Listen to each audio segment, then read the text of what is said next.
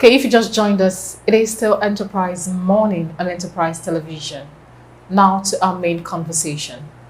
The Nigerian National Petroleum Company Limited says it has declared a state of emergency on oil production, a move towards increasing Nigerian crude oil production and growing its reserves. Very true. The Group Chief Executive Officer of Nnpc, Nnpc, disclosed this in a keynote address at the opening of the 23rd edition of the Nigeria Oil and Gas Conference and Exhibition Week in Abuja on Tuesday.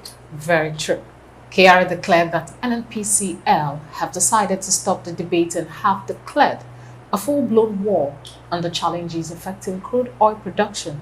And according to him, war means war. He stated that they have the right tools, know whom to fight, and have the assets to engage partners by producing millions of barrels of crude oil per day without deploying new rigs, and hence will work together to improve the situation in a timely manner. Still with us in the studio to do justice to this particular topic is Ambassador Francis Ferry. Thank you for hanging around the studios with us.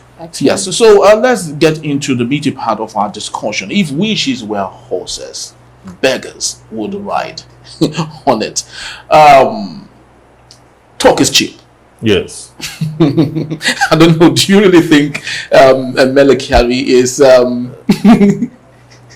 he's doing what he should do? Of course, as the NNPCL boss. For one who has been in that space for a very long time, it is expected that he should know what he's saying.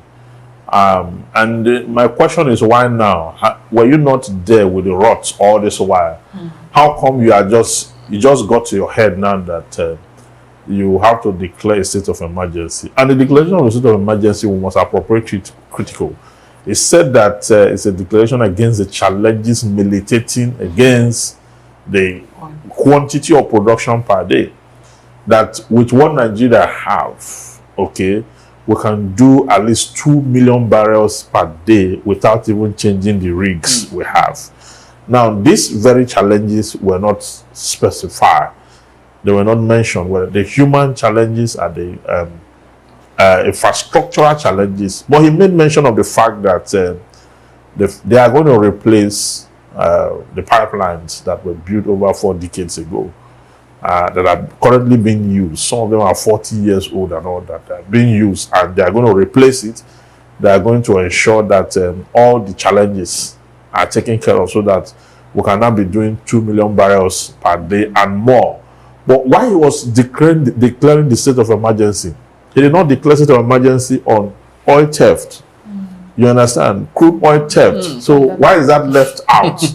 Okay, is it not worthy enough? Is it not strong enough to be one of the factors militating against our production? Because if you look at what is being stolen every day, cumulatively somebody did an analysis of it, and it worth so much. Okay, it's in trillions that has been stolen out from our shores, and some persons are somewhere, you know, doing a kill and divide of our resources while the citizens are suffering. So he should come clean first, because in problem solving, in conflict resolution, you have to identify the problem, okay, specify them proper, and do an analysis, a cost-benefit analysis of them to find out what it will cost to dismantle them. Because now you just talk about challenges. The only thing he mentioned specific is the pipelines. Okay, what are these challenges? Okay, are the challenges with the IOCs, or are the challenges we've seen that part of the challenges is infrastructural, because he talked about the pipelines. What other challenges do we have? And then what is the strategy? Okay, NNPC itself, is it transparent enough to itself to want to undertake this kind of issue it has identified? How competent are they? What is the level of technical know-how they want to deploy? Why now? Why haven't we done it since we know this much about it? Why declaring state of emergency now?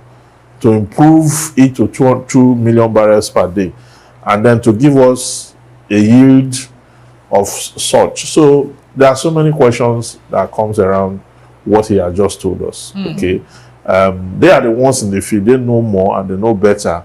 But what Nigerians want to see is that at least you curb oil theft, okay, which is a huge leakage, okay, and then we should be able to meet up with our OPEC quota, okay, because even 2 million barrels per day is not still up to our OPEC quota. Very true. Okay, so if we have a quota and we have one of the best oil in the world, and because we have very debilitating pipeline and infrastructural decay, we are not able to meet up to our what we are even projected to do by the international community. So it means we are shooting ourselves. There are countries that have to reduce their production because the window they have capacity to do more than it. Okay, so they are not able to do more because of the threshold. But here we have a threshold. We are not able to meet up to the threshold, and we have been drilling oil in this country since 1956, when it was first discovered in Olubiri in current Bayelsa State. So what has this huge windfall of oil production, what benefit is it to the Nigerian state and to the common man?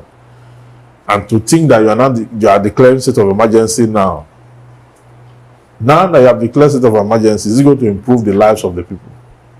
Is it going to improve the lives of those who are supposed to be the direct beneficiaries of this? Or when you declare state of emergency, you now have more yield. The federal government now have more money. They will now use and go and buy private jet. Yes, I mean, I'm looking at how will this trickle down. That's what I'm saying. So you don't be involving us in your state of emergency that will not benefit the poor man. That's what I'm trying to say. Thank you, Barrister Philip. Now, some of the factors in declaring state of emergency include declining production levels, infrastructure challenges, security concerns, and now there are significant challenges to this declaration. And in the context of the Nigerian's oil industry and economy, how do you think that this policy would affect Nigerians' energy policy and economic stability? It will, if we have a substantial security around our production, and then the challenges are taken care of. Definitely, it will affect the policy, because once you have more, you can give more. Okay, now you are going to have a situation where there is now more to sell, more to gain. There will be credibility, because you have taken the tips, or what they call them, the saboteurs, economic saboteurs out. That will give you security of purpose as a sovereign state, which is the responsibility of government, by the way, to so do. Okay, so definitely it will impact. What I'm saying is that impact, it will leave, okay, in the government. That impact should also reflect in the lives of the people. That's what I'm saying. Because anything we are talking and doing, policies and all that, declaring state of emergency and on all whatnot, if it does not translate to improving the lives of the people, I don't think it's anything to go by. It should lead to the federal government to award more contracts on projects that will impact on the life of the people. It should lead them to also go around, complete abandoned projects, build more facilities for the country, public health care, the IDPs. There are so many problems. Buy more ammunition to fight insurgency. Look for how to cover up the space, and more importantly, provide employment for the people, to keep them busy and engaged so that they can stay away from crime. So there's so many things in one. So many. Okay, thank you. Shortly, before we call it a wrap, I know we still have a few time. Mele Kyari coming out to declare a state of emergency at this point, is it the right thing to have done? Because there are different solutions and there's always a right time to everything. Do you think this is the right time for him to have actually made a statement at this point? Of course, it should. Mine is that it's overdue, long overdue. Nnpc is never transparent. That's my problem. So when when a man that is non-transparent is telling you that he wants to reform, he has a policy to reform the system, you begin to question this reform, okay? But is the right thing to do? How would you be using pipelines that were installed 40 years ago to lift crude offshore, onshore at 2024? You understand? That is why you can easily have sabotage. Okay. You can really easily have even people coming in to steal. So the challenges, you mentioned security concerns there. We have templates all over the world. In Saudi Arabia, for example, you cannot steal a drop of their oil because they have surveillance, technology, CCTV surveillance, industrial, not small camera like this couple, industrial satellite surveillance on their whole oil space, rigs, anything. So if you step into that place unauthorized, they pick you out immediately. You can't. So why can't we? I hope this state of emergency, because in Saudi Arabia they did not declare any state of emergency, and look at the level of development they have there. I hope this state of emergency also include that we're not going to have electronic surveillance of and then monitor our coastal ways, okay, on our coastal areas. Okay, there are countries that have larger and bigger coastal areas than ours, and they're able to secure it. So what can we do? We can take these templates, okay, bring, people who will man this, improve the space to ensure that we are not losing what we have.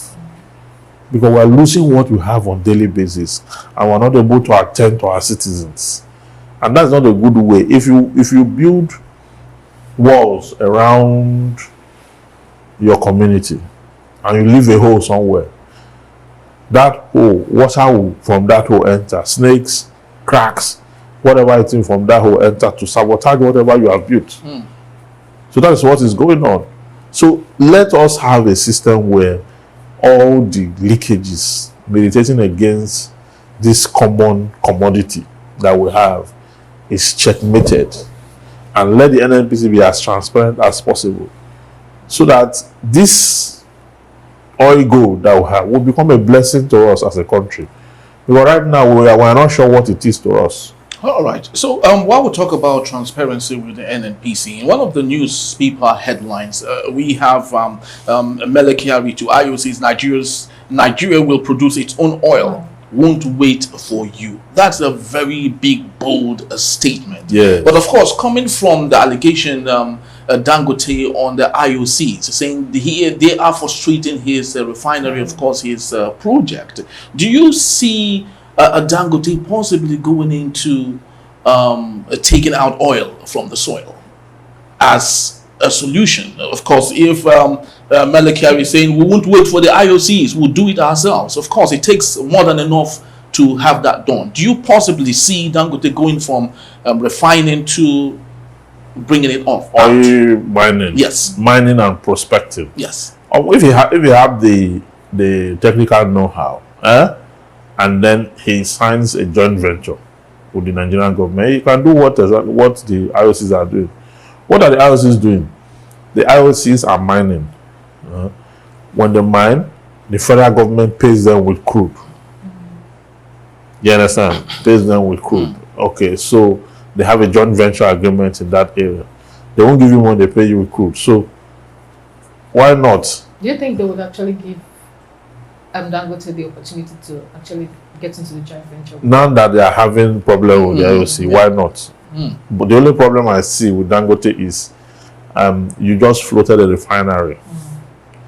Your intention is to refine, buy crude, not to go look for crude. So do you have because in oil mining, oil prospecting and all that, the license is there, but you need to show capacity, technical know-how, capacity to, mine, prospect, do all you have to do, and also to own oil wells and do all that. And there are a lot of issues around, technical issues around it.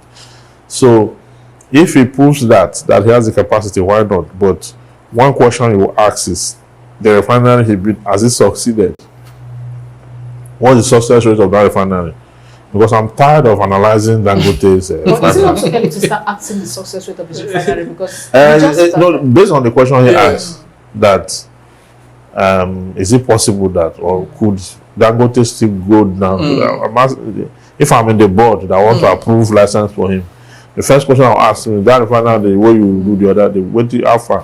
Yeah, because actually he needs the raw material to be able to refine, and yes. I think if we will look at it from that picture, from that prism, it's valuable to say, okay, I have the refinery, $15 billion worth. I equally have the capacity to explore or to bring the oil from the ground itself. It makes a good sense. Don't but for now, the license with him is refinery.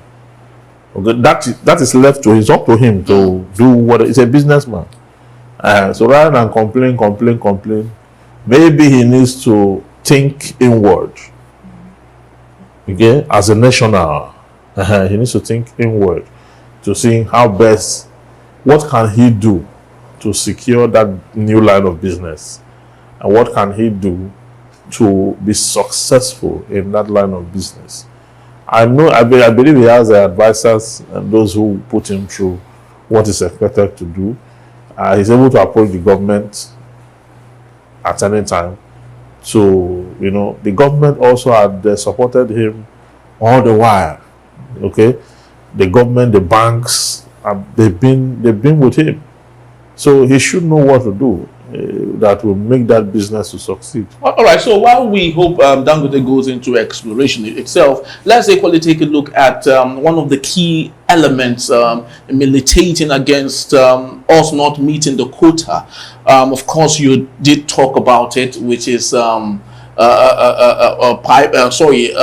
oil theft and so on and so forth. Tantita is one of those third-party security operatives in charge of securing such pipelines and all. But of course, we are not, of course, you've talked about it, but I'd love us to talk more on this particular aspect of narrowing into the problem itself. The reason why we are not meeting our quota is because of vandalism, is because of oil theft. How do you think we can further help in ensuring that is mitigated to the last? I talked about it already. I talked about surveillance. I use Saudi Arabia as a case study. You cannot begin to, in 2024, okay, fight crime manually, okay?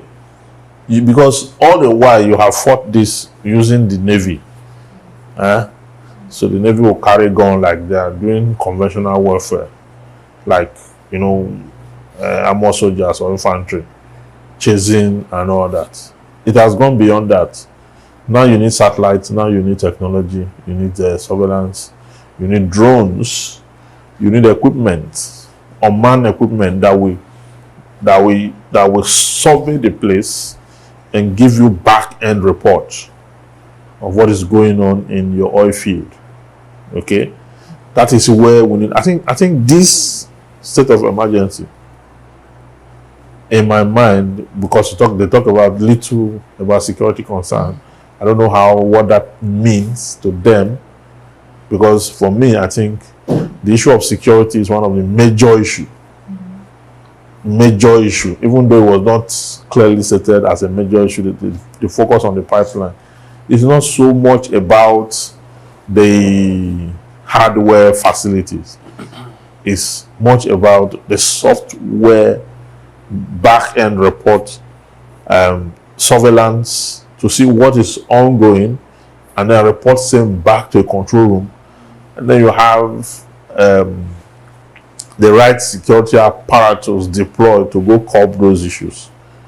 So I don't think Tantita is deploying technology.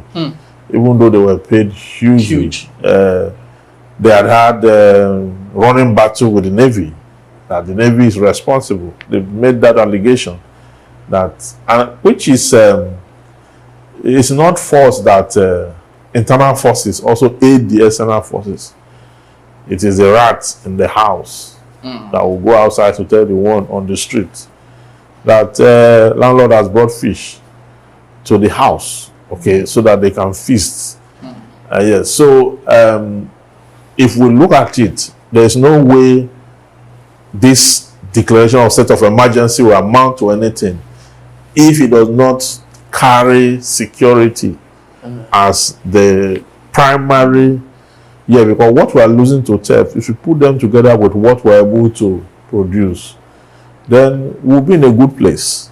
And when we're in a good place, we'll have a windfall. We're able to manage ourselves proper. As a strong critic, finally, in 60 seconds, as a strong critic of government performance, do you think Melekeri has got the capacity, the dexterity to handle this particular project? I'm not sure he has the capacity because he's been there for so long.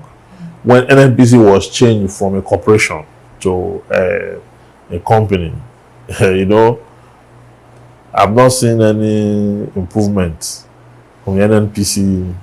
So that's why I asked at the beginning, now is the clearances of emergency now? This man has been there for the past 8 years. And now it's clearances of emergency now. So what has changed now that he wants to correct? Or what exactly, what is this thing now? So we're giving the benefit of the doubt since he said he has declared state of emergency. But I would have thought that state of emergency could also mean sacking some people. Yes, those who collude and those who are economic saboteur, who don't want the country to move forward in that area, and then strategize and focus and take security of our crude as a very, very important issue. Because declaring a state of emergency now, how many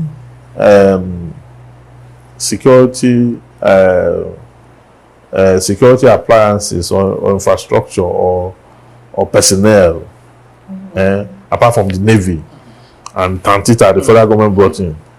So what has changed? This state of emergency, are they going to use the Navy and the Tantita to continue on the state of emergency? Because they have been there and things are like this. Very true. So what is the new innovation that you are going to use state of emergency to achieve? Because you say war is war. But what I know is that you cannot say war is war and you are using your old hands and old implements to still do what you do. You use old rifles, old strategy, old everything to go to war. You'll be killed. Everybody will be killed. So if this is war, let it truly be war. Very true. Thank Very true. you. You see, Choma, it's very so unfortunate. I deeply feel for my country, Nigeria. Angola is a country with less than 20 million people. They're already meeting their quota far beyond Nigeria. And it just leaves us with the question if really those in authority do understand the damage they're doing to this country. They don't understand because it is not putting us in a good light outside. Because a lot of them look at us and say, we have a lot of resources, yet we are not maximizing what we have. We hope and believe that someday, one day, we'll be proud to say we are the giant of Africa. I hope so. I sincerely do hope so. Thank you so very much, Barrister Bansufeli, Thank for you. being part of our show and really taking us through all of the great conversation we have today and enlightening us on the things that we do not know. Thank you so very much once more. Joma, thank you. Thank For you. being part of our show. It was quite interesting. Yes. But most importantly, we'd love to say thank you to you for giving us your time when we need it. Please do well to visit our website at www.enterprisetvnews.com. Follow us and comment respectfully on all our social media platforms at Enterprise TV. I am Henry Igweke. And I'm Choma Okwai. On behalf of the entire team of Enterprise Television, we'd love to say thank you once more and bye-bye from us. Bye.